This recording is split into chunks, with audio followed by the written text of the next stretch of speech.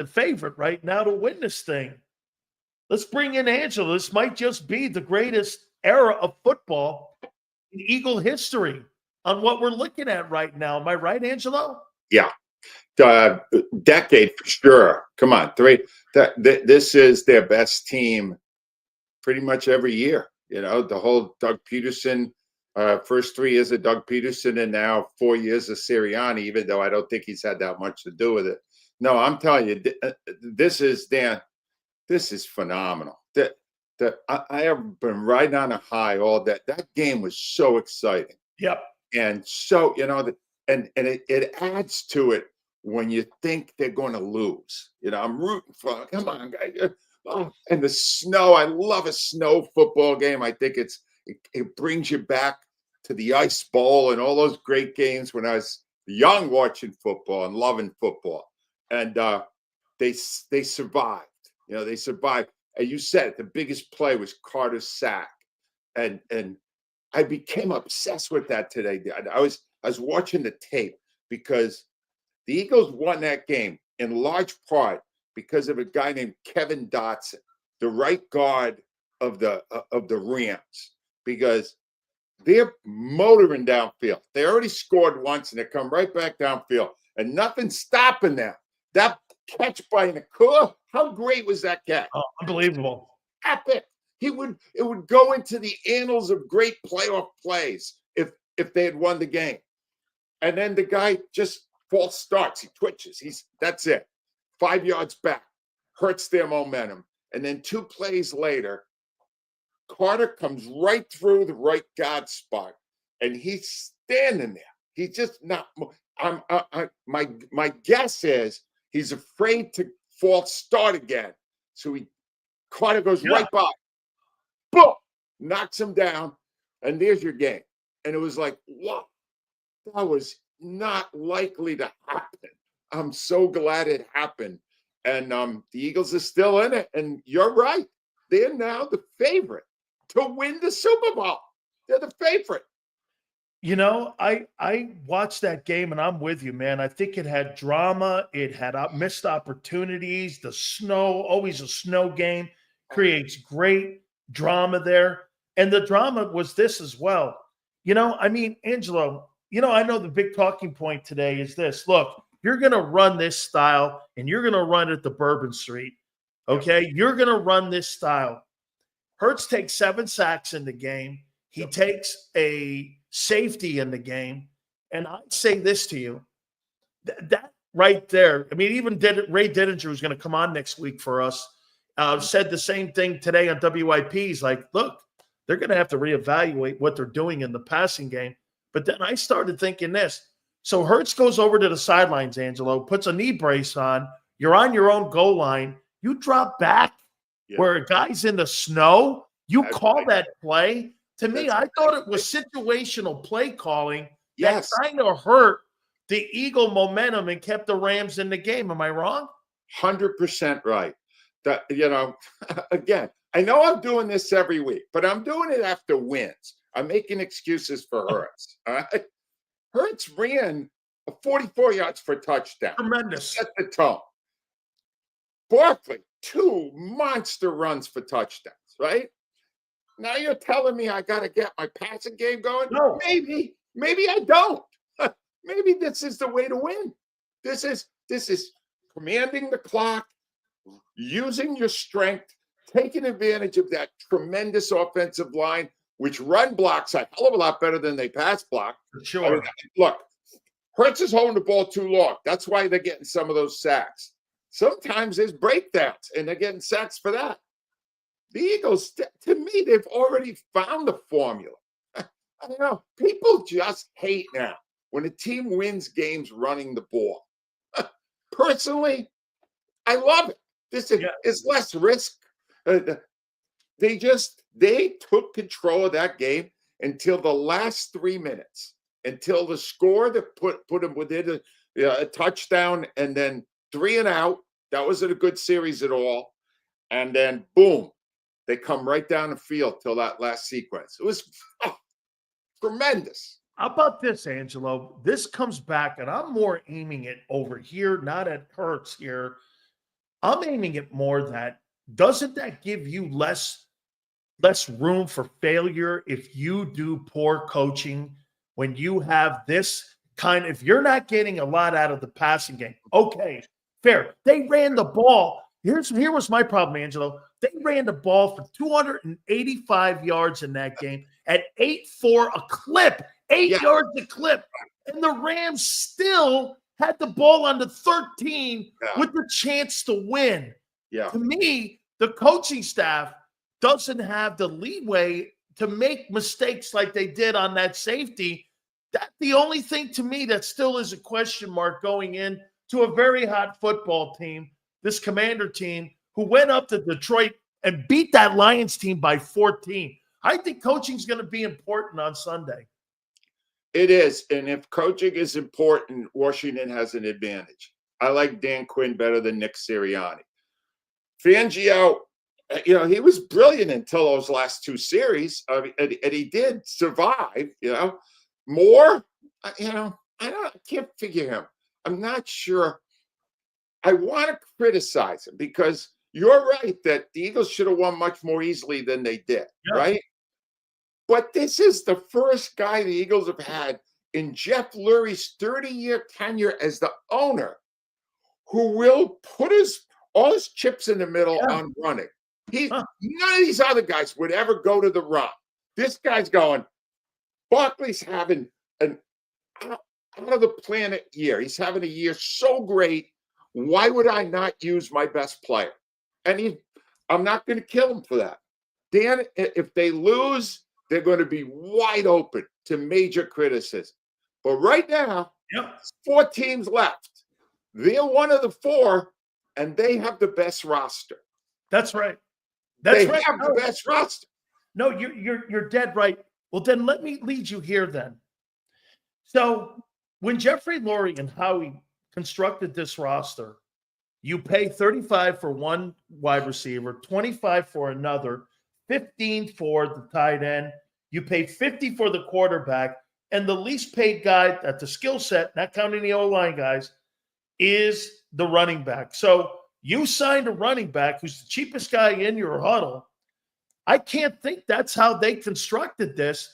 And I'm wondering, as much as you've heard those conversations with those Monday calls with Doug on how you're winning, do you think that they just accepted it and they changed the narrative on how they're going to do it? They're going to run through the tape here, Angelo, come hell or high water, but this is not how they want to win because that's not how they constructed the team.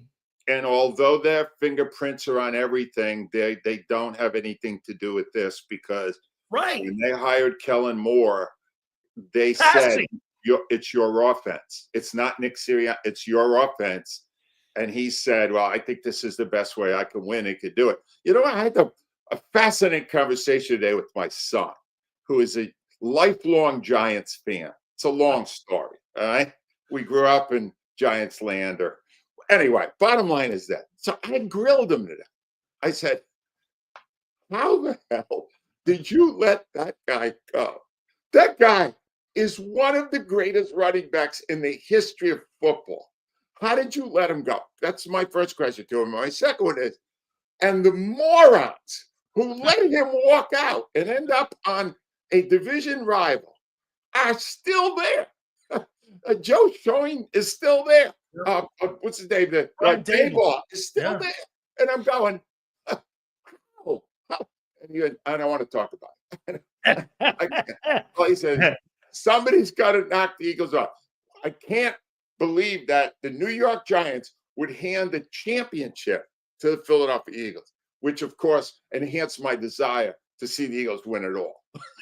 I got it, man. But Angelo, Barkley's the best player, Dan. I know the other guys are getting paid more. Barkley's their best player. Oh, absolutely. No question about it. Angelo, the decisions that were made, though, I want to show you this on what they did, which is kind of remarkable. And I think it goes to this coaching staff on how well they did this year. So you signed Zach Vaughn to be an outside potential edge rusher from New Orleans. And all of a sudden you go, let's move him inside. He turns out to be an all-pro. Then You do this. You know, Micaiah Becton really sucked up in with the Jets. He's a left tackle. All of a sudden, Angelo, you move him the right guard, and he's one of the best right guards in football. Yeah. Then you say, well, let me get Barkley in here. I mean, those three moves essentially are what changed the 2023 season to this 2024 year. It's a remarkable decision-making that they made. That, ladies and gentlemen, this is why Dan Sileo is the best at this game right now that we're talking about. This guy knows football. And here's the thing. Yeah, I guess I just will never buy in. None of those things was seen by the head coach. The head coach did not say, oh, Becton will be better as a guard. No, those just kind of, maybe Howie saw some potential there. I can't give you the exact reason why those three things happen. But that's why the Eagles are still playing, because those three things happen. Because somebody said, at a time when we're devaluing running backs, let's get Saquon Barkley and feature him, and he'll get 2,000 rushing yards and set records and do all the amazing stuff he's done. And Becton obviously is a great run blocker, run blocker, which no one saw when he was a tackle. Right? He never played the position, and the Jets didn't think enough to move him. And all of a sudden, Stoutland moves him, and Vic. Angelo, I think it's Stoutland and Vic that has been the major influences on this roster. Yes, huge point. You're right. The veteran guys who've been around and know the game, and they use these players better than the previous teams did. And Bourne, right? Here's the thing about him, all right? He's been amazing all year. Watch the last part of the game. He's all over the field. He's everywhere. He was making big plays in the last sequence, right when the whole thing was on the line. That was the guy. 53 was all over he was at the ball all the time. And I gotta tell you, man, that kid, what a player he is. They stole him. They just stole him. And that's how they did it. I know I had them winning 5 games, which couldn't make. If they win a Super Bowl, I'm wearing a bag on my head for about a month. But who saw all that stuff happen in the way it did? It's brilliant. It's spectacular. Okay. Are you concerned about Jake Elliott heading into these final 2 games? Because hey, those missed PATs, I get it, Angelo. He made a couple critical kicks, but still the missed PATs still made it a 1-score game at the end of the ball game. So are you concerned? He's a $6 million kicker right now. I'm wondering, how concerned are you heading into this? Very. I don't. The thing is, I'm pretty sure I'm speaking on his behalf right now. It's almost impossible to understand what's going on with him, because that guy kicked a 44-yard field goal through a driving snowstorm and nailed it. And then he missed 2 extra points, which could have cost him the season. If the Rams get in, their kicker was not having any problem with extra point. They win the game by 1 point. And you know what everybody's talking about today? How Elliott blew the season for the Eagles. You're right. They got to. And the thing is, it could easily come out either in this next game or if they get by that in the Super Bowl. Often it comes down to a kick. And I think when he goes out there for that kick, if it comes to that, Dan, even he will have no idea how it's going to leave his foot. Because sometimes it leaves it true, and sometimes he's shading it, and sometimes he's hooking it. And I don't think he knows what's going to happen. It's a big problem. It's a big, big concern. I don't know how you fix it, though. They're not going to go to another kicker at this point. You hold your breath and hope that it lands, it leaves his foot and stays straight. Absolutely. Angelo, so what was a funner game for you to watch, the Fog Bowl or this Sunday game? This because they won. This because they won. Okay. No, I have this horrible ritual. It's embarrassing. I shouldn't even share it, but I used to talk about it when I was on WIP in Philadelphia. When things get really dicey, I actually go behind my couch. So you pace? No, I hide my head behind, and then I kind of peek out around the arm of the couch. Like a 5-year-old?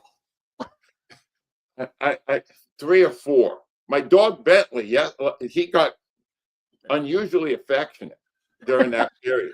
He thought I was down there to anyway, those 4 plays at the end. Oh, I can't tell you how scared they make me. Oh my No, God. this is the way I think. You understand? When you've been doing the job as long as I did, your brain automatically is programmed for worst case scenario. And when they're up 13 there, I'm texting, it's over. I'm telling everybody, bring them on. We're ready for the next. And then they're down. They're 13. At the 13, the Rams at the 13. If they get in, the Eagles are going to lose by 1 point.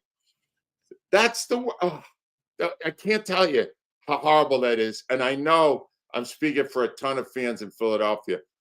A lot of us were waiting for total disaster. That would have been, in my estimation, the worst loss in Eagles history. Worse than the last game at the Vet? Not worse than the last game at the Vet. Joe Juravicious, Tampa, that whole deal. This would have been worse because the game was won. And you let the Rams, a warm weather team, drive through a snowstorm twice to beat you in 3 minutes?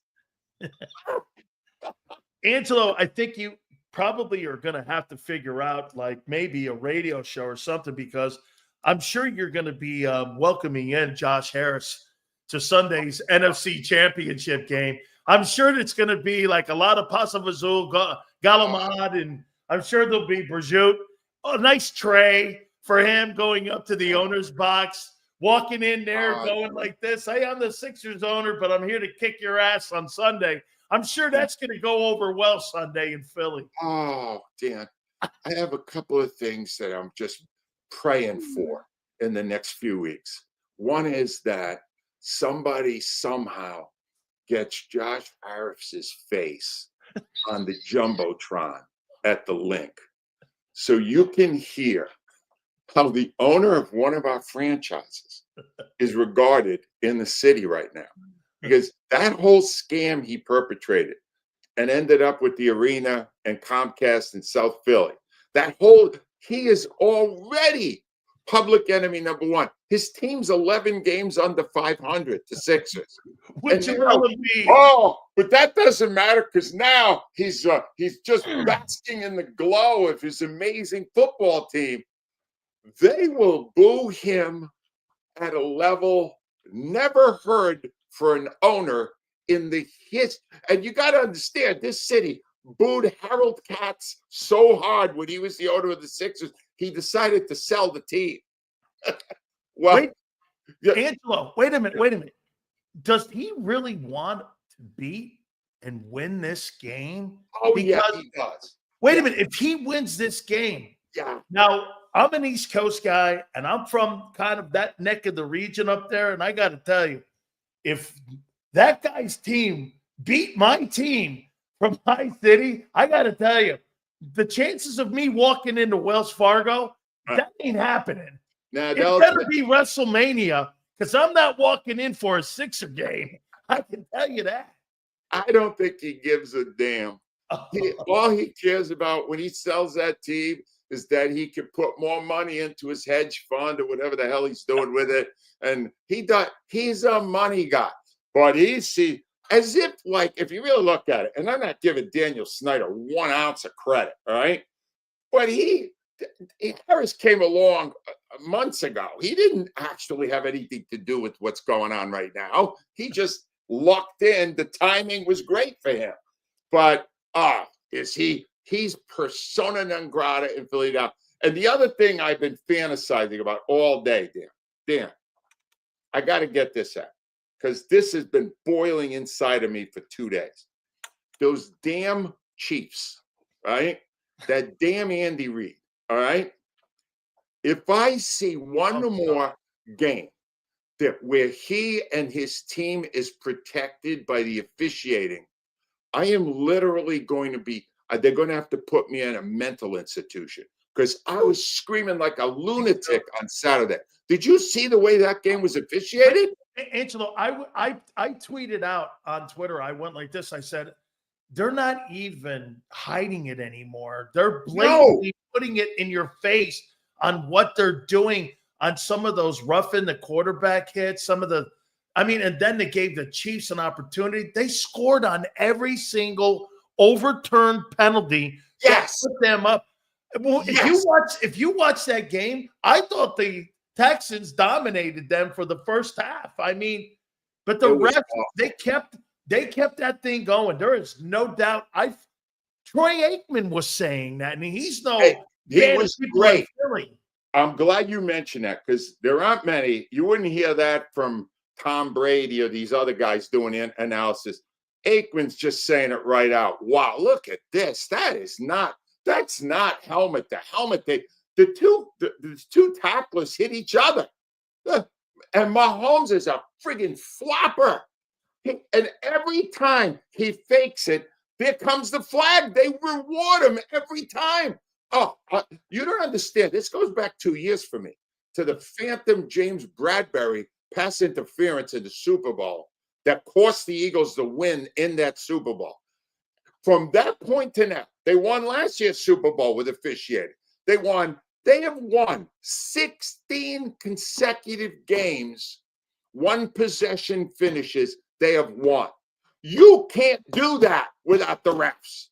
You can't get every freaking call to win 16 one possession games that way. And I want to tell you something. I want him to win the next one.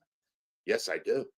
I'm rooting for the Chiefs on Sunday against the Bills because I want in the Super Bowl, I want the Chiefs and I want Andy Reid and I want the Eagles to beat the crap out of them so bad that even the officials can't save them.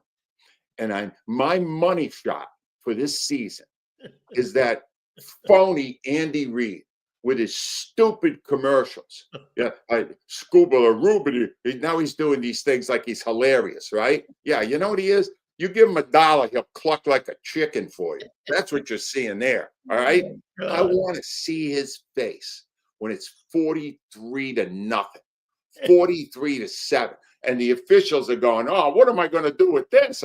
They can't tackle Barkley. What am I supposed to do? Oh, Well, that's Angelo, it. you put a couple ropes on Andy.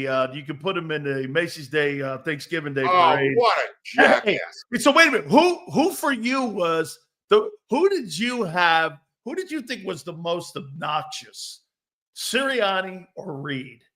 Oh, Reed is number one. He had 14 years here.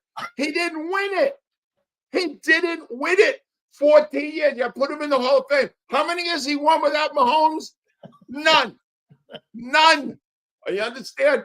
I need to see Mahomes. I want to see his wife up there with a glum look on her face. Mahomes' wife next to Taylor Swift. And Taylor Swift is writing the lyrics for a sad song because Travis Kelce got his ass kicked. No, I need that. I need that, Dan. Dan, that is my dream. I love it. I gotta have it. Please. A sad song by Taylor Swift. Yes. That is hilarious. Hey, they win Sunday, right? I will say this, man. They better win Sunday because Jaden Daniels is really, really good. I mean, wow. What a rookie. What talent that kid has. I think they win. I hope they win. They should win. They're a better team. They've had experience in these games. Commanders are brand new to this stuff. Yeah, close, but a win. And then bring on Reed and the Chiefs in the Super Bowl. Well, in closing, you brought them the good juju. See, remember something. Angelo could do this because he's like me. If we needed to, I can't point it at Angelo because he knows what I'm doing. It's the Maloik. That's See, the Maloik is over here. If you put the Maloik and you aim it at somebody, it's poor fortune. So I think you going to New Orleans this year and setting the tone with your group that you went to New Orleans with. Here they are, Angelo. They're 8 quarters away from the Super Bowl and going to Bourbon Street. Right. Now, keep in mind, if you offered me 50-yard line seats for the Super Bowl, you could not get me back into the hellhole that is New Orleans, Louisiana. All right, that is a dump. Hey, Angelo, I Big hate it. Sills, Big I Sills feel doesn't bad go to. for them. Hey, Angelo, Big Sills doesn't go to places where they bury the body above ground. That's not for Mm. me. I'm not. I'm That's not. not a New Orleans guy, but you know what? It's indoors. It'll be fun. There won't be. I'll be able to get a real clear view of Andy Reid when he gets his fat ass kicked. It'll be great, and that's the way. That's it for me now. And let me tell you, that'll be the ultimate, even for the city. Beat Joshua Harris, beat Andy Reid and Patrick Mahomes. Hold a parade. Ideal season. Greatest team ever. Then, if that goes down like that, Yeah. They may be just pure talent, maybe. Because you know what? We're not even seeing any of the great receivers they have right now because the passing game's down. But we don't need it. If we need it, we will have it. And Jalen Hurts, say all you want about him. I got a bunch of bad emails today, very negative. Jalen Hurts is managing the game. You didn't see him turning the ball over the way Stafford did. He's getting it done his way.